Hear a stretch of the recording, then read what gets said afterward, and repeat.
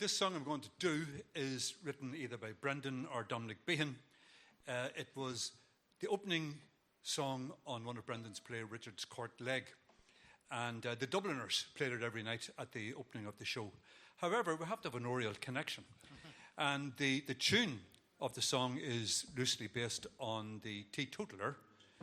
But the Teetotaler is in our archive under the name The Cup of Coffee. Still no drink, but it's there under that name. So it's about, it's got a great moral message at the end, and I'd ask you all to observe it.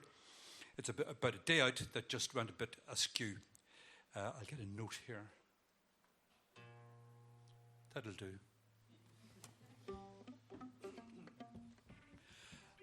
I got an invitation for to go to a funeral, but to my great disappointment, sure the fella didn't die. We went and told the manager he was vexed at disappointing us. Indeed, apologised that we might let the thing go by. To make up for disappointing us, he took us out and treated us and called for pints of porter for a company of 10, until some fella questioned him whose money he was squandering. He put the fella's eyelid in mourning there and then.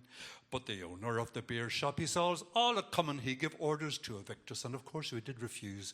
He whistled on some lodgers that were standing in the corner, and for 10 or 15 minutes we were badly abused.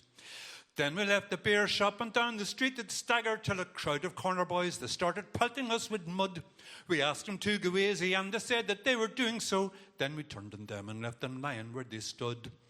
And the next thing we encountered was a band of Salvationers. They rifled all our pockets and they asked if we were saved.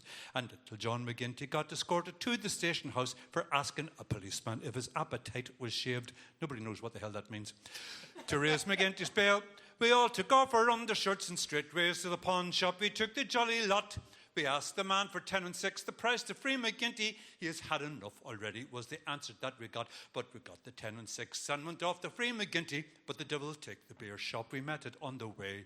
We couldn't pass the corner without having some refreshment, so we spent every penny of the fine we had to pay. We bought a concertina for to make the high hilarity done. None of us could play it, though we tried our best and worst. We made a deal of noise of it. If it was any benefit, we handled it so gentle that the bellows they did burst. So we got some hot potatoes for to mend the concertina, and then someone hit Maloney with the carcass of a cat. He puckered up his whiskers and began to read the riot act and said he'd put 2 heads upon the fella that done that. Maloney hit McCluskey, and McCluskey hit some other man. Then every man hit any man to whom they owed despite. And the cripple McNamara that was sitting saying him nothing got a kick that broke his eye for not indulging in the fight. Now the devil it was in us, and the senses nearly out of us, and for a bit of rioting we quickly did prepare. We battered one another till we weren't worth 3 halfpence, and I'm sure there was a carpet on the floor with skin and hair. We battered left and right till the police separated us, marched us off to jail with broken noses and black eyes. They took me off to prison, where to me it was a lesson for to never go to funerals until the people die.